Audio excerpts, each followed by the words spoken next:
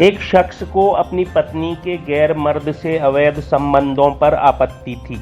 इस आपत्ति का परिणाम इस रूप में सामने आया कि गैर मर्द ने उसकी हत्या कर दी। इस दौरान जब उसकी पुत्री बीच में आई तो उसे भी उसने मार डाला। थाना साहिबाबाद क्षेत्र के अंतर्गत शहीद नगर मोहल्ले के एक घर में अब्दुल्ला नामक व्यक्ति और उसकी पुत्री का शव मिलने की सूचना प्राप्त हुई थी।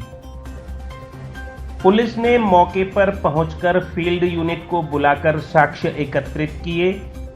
वरिष्ठ अधिकारियों द्वारा घटना स्थल का मौका मुआयना कर उसके अनावरण के आवश्यक दिशा निर्देश दिए।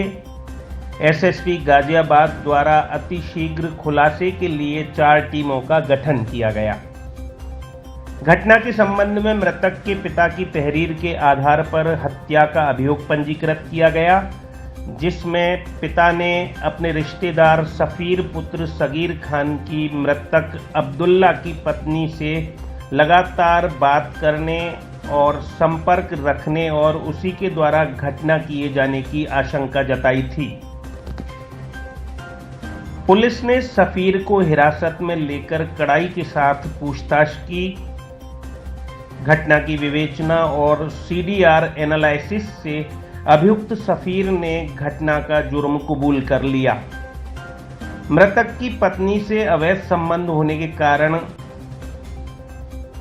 अब्दुल्ला को इस पर आपत्ति थी, इसलिए उसने अपनी पत्नी को कुछ दिन पहले लड़ झगड़ कर मायके भेज दिया था। इसी से आक्रोशित होकर उसकी हत्या कर दी गई। हत्या के समय बेटी के जग जाने के कारण उसकी भी हत्या कर दी गई। आज सुबह थाना साहिबाबाद क्षेत्र के शहीद नगर चौकी एरिया में एक पिता और पुत्री, उसकी पुत्री जो है उसकी जघन्य हत्या की सूचना पुलिस को मिली थी, जिस पर मेरे द्वारा एवं अन्य अधिकारियों द्वारा मौका मुआयना वहां पर किया गया था। इसके अलावा वहीं मौके पर ही टीमें गठित की गई थी, 2 एडिशनल 2 सीओ और इसके अलावा 4 टीमें तुरंत वहां पर लगाई गई। सभी सीसीटीवी कैमरा आदि खंगाले गए। वहीं जो पुलिस को सबूत मिले हैं मौके पर इलेक्ट्रॉनिक सर्वेलेंस से और सीसीटीवी फुटेज वगैरह से, उसमें एक इसी के जो मृतक हैं इसके ममेरे भाई सफ़ीर पर पुलिस का शक गहराया। जब सफ़ीर को बुलाया गया, उससे पूछताछ की गई है तो उसने घटना जो जुर्म है कबूल करना स्वीकारा है। उसने कहा है कि मृतक की पत्नी से उसके संबंध हो गए थे, इसी के चलते उसने ये घटना कारित की है। यह बता दें कि मृतक की पत्नी कुछ दिन पहले अपने मायके चली गई थी और यहाँ पर मृतक अपनी बेटी के साथ था।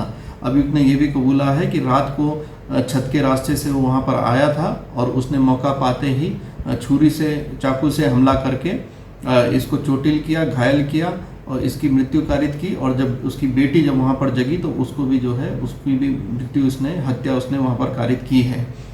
इन सभी इसके बयानों के आधार पर जो कन्फेशन अभियुक्त का है, इसके आधार पर अन्य सबूत भी पुलिस वहाँ पर जुटा रही है और जो भी विवेचना में प्रगति होती है उससे अवगत कराया जाए।